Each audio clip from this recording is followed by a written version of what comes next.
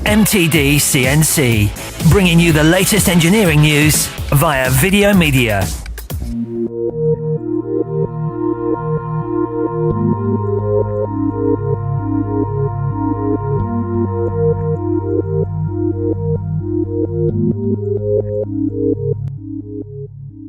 The Eagle V range from OPS Ingersoll, they call them high-speed machining centres. Are they really high speed? Yes, they are. So we have a HSK E40 spindle, 42,000 RPM in the V5 machine. But it's more than that. It's more about the dynamic of the machine with the control, which we can talk about later. The dynamic means we have a static mass on the bottom and a constant moving mass on the top. And this ratio is 7:1. That's 7 tons on the bottom to 1 ton on the upper head. I notice it's a Trunnion 5-axis machine, but why is the component so low? So the way the machine's being configured, most machine tool manufacturers would put the 4th and 5th axis on top of the table. What we've done here, we actually put the 4th and 5th axis under where the 3-axis table would be, or could be if the customer had it as an option, to give a far greater reach. So we're able to cut -120 plus 60 degree. Plus a larger Z-axis, presumably. Yes, that's right. It gives you the ability to save having to move into what we might see as maybe the next size machine tool. So what's the largest component we can fit on the V5? So on the 3-axis table, it's 500 kg. On the 4th and 5th axis, we can load 250 kg with a diameter of 400 millimeters. 400 mil, that's quite a large capacity for a small footprint, isn't it? That's right.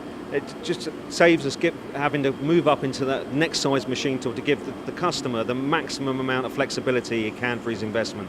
And we're machining graphite today, presumably we've got Airblast? That's right, we have Airblast on the machine, but we also use the machine for finished steel milling as well. So we have oil mist, and we also have the ability to finish mill or rough mill aluminium dry using a special ATS aerosol. And I know the machine's fully enclosed. Why is that? So this stops the graphite dust from penetrating into the machine tool casting and into vital components such as the drive systems and slideways. So by having the slideways and drive systems all up in the upper head with the exhaust system at the bottom, we suck all the dust out of the bottom of the machine, but also by keeping everything sealed, such as the laser and tool changer, etc., we protect the long life of the machine tool. You've already touched on the controls slightly, but what have we got on this machine?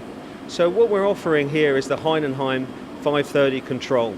The hardware is all ready for the 640, which will go into production very, very soon.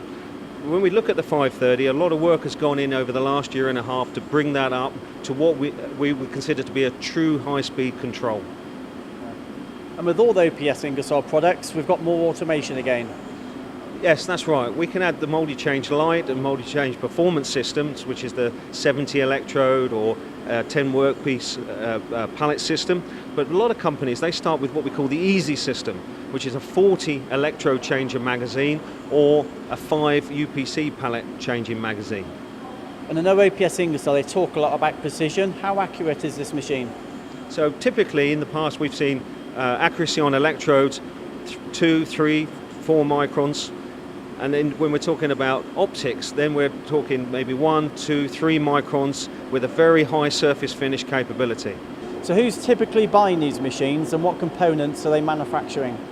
So typically, your first instinct is to talk about the mold maker, who's finished steel milling, milling graphite electrodes, copper electrodes, but it's also widely used in the dental market for dental implants, aerospace components, and small production parts. And finally, just putting you on the spot, if you had to give me 3 things about this machine, the best things, what would they be? So I think when you're looking to buy a true high-speed mill like this, you're looking to buy a machine with a very high dynamic, good surface finish and accuracy performance, and fantastic opportunities for automation.